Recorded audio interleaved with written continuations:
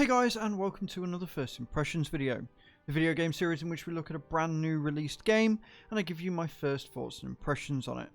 Today we're looking at King Under the Mountain, which is a brand new city builder game. It is in very early access right now. It is in alpha currently, and it comes to early access on Steam on the 24th of this month, which is of course November. Even for a very early access game, it's quite impressive. I've enjoyed my time with it. There are a few things that would be nice if they added, but it is alpha, so there is much to change. We'll do what we always do. We'll look at the options, and then we'll jump into the game and show you the crutches of it and what it's got in store. Okay, so unsurprisingly, there really isn't a lot here to be said for the options. Many things that they could still add and hopefully will do. You've got your full screen option, your resolution and your UI scale. That is it when it comes to graphics. Now this is a top-down 2D game, so it's not really going to be that intensive on your system, but some more options later down the line would be nice to see. They have added your sound options. So you've got your ambient atmosphere, you've got your sound effects, you've got your music. Your gameplay options, this is really nice. I do like this. You can customize it to make it as difficult or as challenging as you like. And I like the fact that it's an option that you can turn off or if you want to start a new game. It just doesn't ask you about the tutorial at all. These are all really nice features. One thing I would like to say in future updates is a colorblind mode. Some of the colours, especially for me, are quite difficult to differentiate from. So that's something that they could possibly add in future. What they do also have is Twitch integration already, which is fantastic to see. We like that. Lord knows what you're going to be able to do with this game when you stream it, but it's nice that they've already thought about that as well. And then other. This is off by default. You wanna keep that, because if you put it on, it's cool that you can see the artwork, but it made me nauseous. I had it on for about 10 seconds, was like, yeah, no, we'll keep it off. What is nice is that when you get to a piece in the background that you want, you can just tap it off and it just stays there. It stays wherever it lands, which is kind of cool. But yeah, so not a bad options menu for a game in this early stages. Also, I don't know whether you noticed, but if we come back here, they've got a mods section. So they're already anticipating and hopefully hoping for some mods to be added to this game, which is always nice to see with city builders, just because the creativity of the modding scene leads to games like this just going absolutely crazy. So really happy to see that as well. But let's jump into the game, see what it looks like and see what it plays like, shall we? Alright, here we are. As you can see, I am currently at night. The tutorial isn't bad. One thing I will say though is that some of the instructions aren't overly clear, and I might have made my patches on here a little bit bigger than what they needed to be. As a result, they took a bit of time to get started up, so it's probably going to bite me in the backside later on.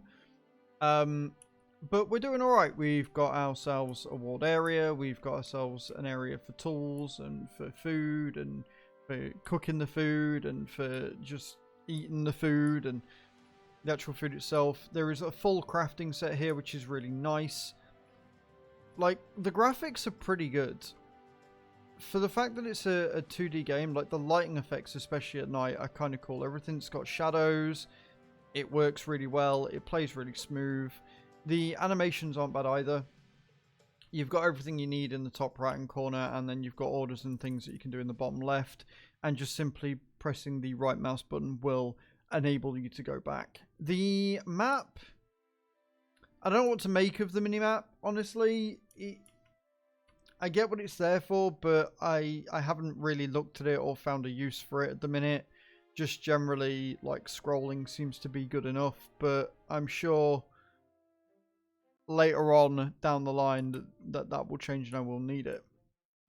So you've got your different speed settings here. What is nice is that there is 4 different speed settings. Most games only have 2 or 3, and a pause feature as well, and it tells you the time and how many days you've been playing and what year you're on.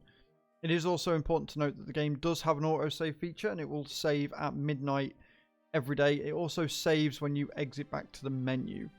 You can also quick save at any point with F5, which is really nice. I like the fact that they added that in. The crafting. Now, the crafting's very good. We're gonna speed her up. The crafting's very good in that there's a lot of options you can do straight away. However, one thing I've noticed with the crafting is that it does it all automatically, like everything's switched on. So when you're doing the tutorial, you've got to have X amount of stock of stone and the blocks. But because crafting is on and everything that you can do already is on, you keep using the boulders before you get the chance to get your stockpile up. So you've got to go in and switch it off, which it doesn't actually tell you how to do. So you've got to try and figure that out for yourself.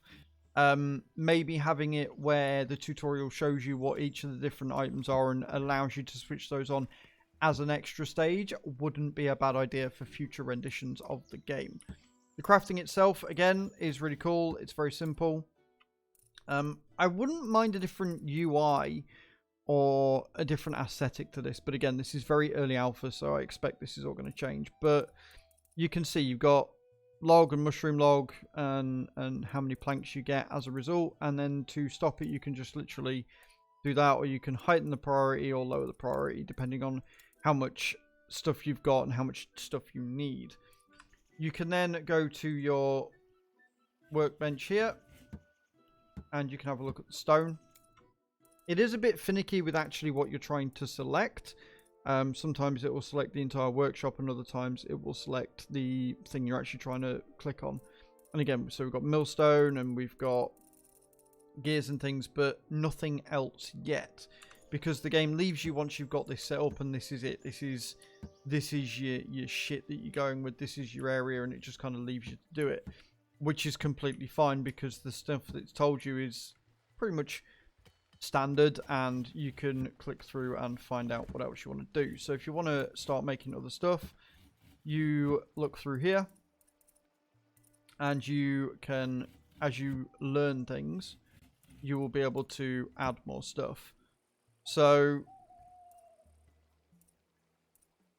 I've only got the one bench at the minute, which means that I will need to go through and add more stuff. So we're going to add a metalworks area, and what you do is you zone it out.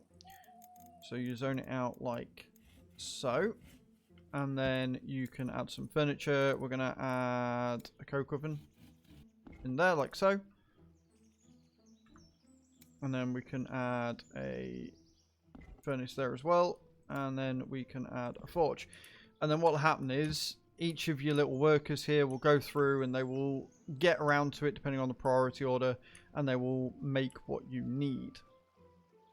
It's really kind of doody. I love the way that the guys just sit round and they start going through and they make whatever they feel like they need to make, or you can prioritize certain things so they will go and all focus on that as well, which is kind of dope. You can then go through and order some wood cutting to be done. So we're going to chop all these trees down because they're in my way.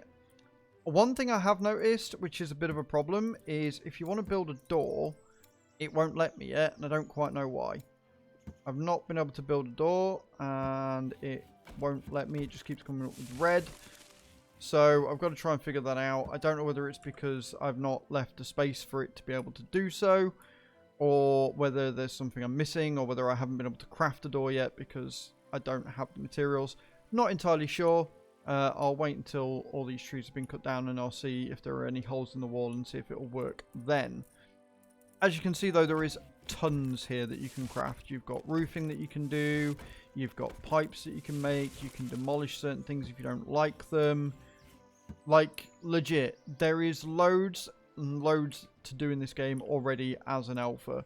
I am very, very excited to see what else you can do. You can make a brewery, you can make a mushroom farm, you can do carpentry workshop, you can prioritize zones, so you can do farmland as well.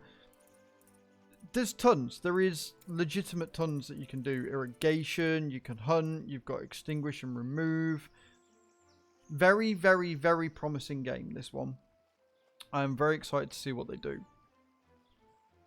But I've babbled on for long enough. So let me know in those comments down below, guys, what you think of this game. What you think of this as a city builder type situation. And I shall see you all next time. Thank you very much for watching, guys. Ciao, ciao.